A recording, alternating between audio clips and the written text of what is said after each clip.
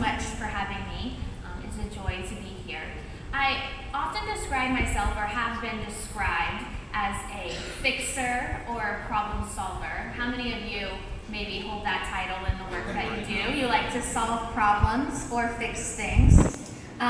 In fact, my dad would often joke in my dating life that I would bring home these projects, these boys that I could fix or save. And so I am married. I have a wonderful husband and 3 beautiful children. But this idea of fixing things or problem solving reigns really supreme in my life. And I find that it really prevents me from loving boldly. Because when I'm trying to fix or solve things, it ends up being a lot more about me than about the people that I'm trying to love. So as I said, I am a licensed clinical social worker. I am also a rostered DCE. And I love our DCE community. I don't know if there's any here, but I always give them a big pat on the back for the work that they do. My current role is the Associate Director at Lutheran Counseling Services, and my joy is to work with adolescents and teens and families. In the private practice setting, I do a lot of work with families and teens, but as a DCE, I served in a school ministry, and that's really where I found my joy, to serve students and most of all teachers and staff, and love on them and the people that they serve. So when I moved to Lutheran Counseling Services, I started a school counseling ministry. And we place interns, registered interns in the mental health field in 7 private schools in the Orlando area. And what we're finding is that people coming out of secular schools, getting mental health degrees, have no experience in working with spiritual issues in the counseling setting. And so that's our goal, to raise up mental health professionals to be able to work on spiritual issues in the counseling setting. But my interns continue to run into this problem of fixing things, of problem solving. And even the clients that enter my office, sometimes in crisis, want their problem solved. Or, more often than not, they just want their kid fixed. So this idea of problem solving really runs into a lot of the work that we do. We hear things like this.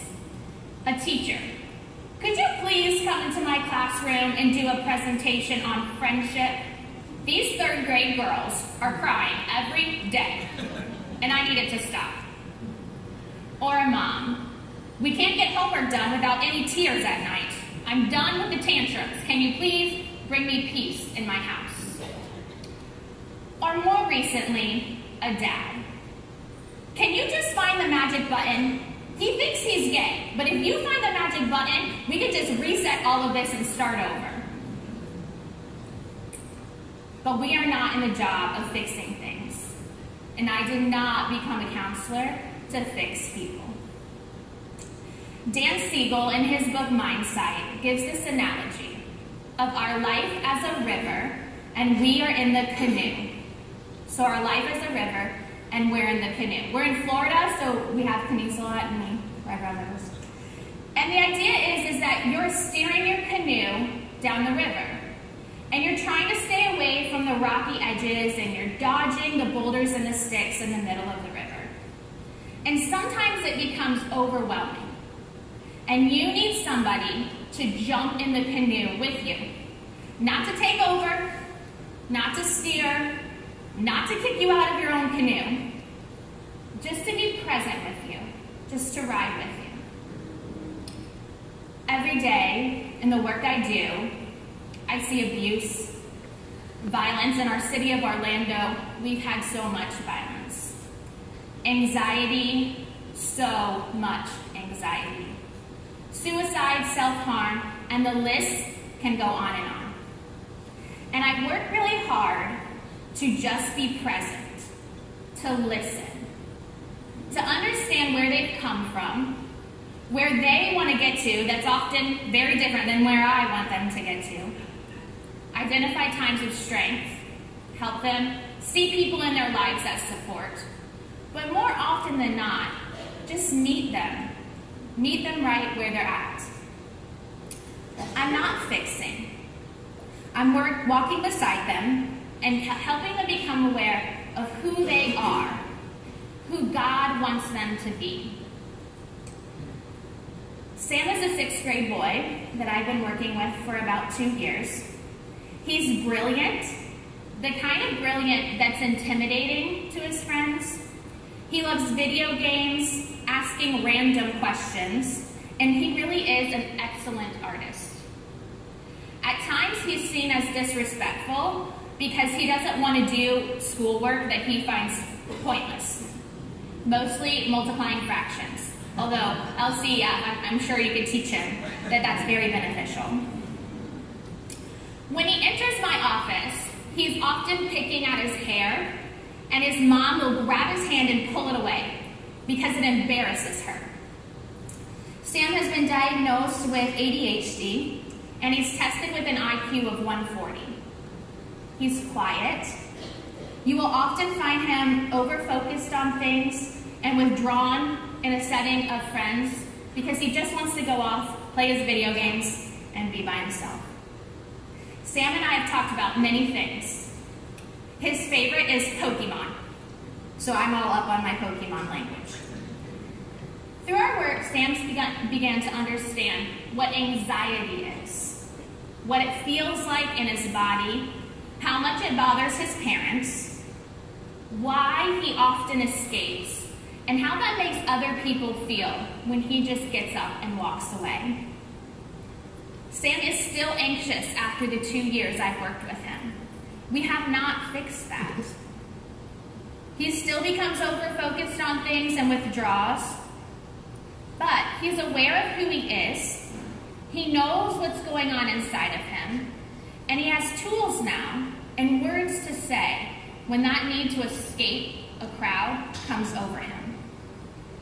God has given Sam a brilliant mind, and he is going to do great things. But he's a 6th grade boy, so he cannot see that yet or understand that. What he does know is that his anxiety can bother his parents and make him unapproachable and have difficulty in social settings. So he's learning and he's growing in his schoolwork, and he's slowly becoming more and more aware of who he is and why God has placed him in this world. I'm so blessed to be able to work with Sam for these last 2 years. I know a lot of Pokemon, but I also know a lot about anxiety and how it distorts his thinking at times and makes him unapproachable.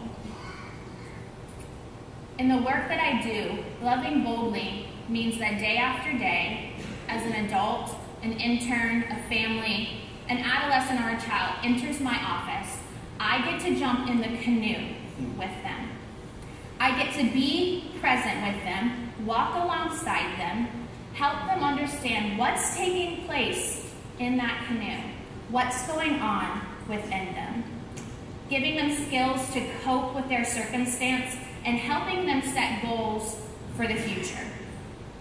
For some, we are only in that canoe for a short while, and others, we get to ride together for a long time.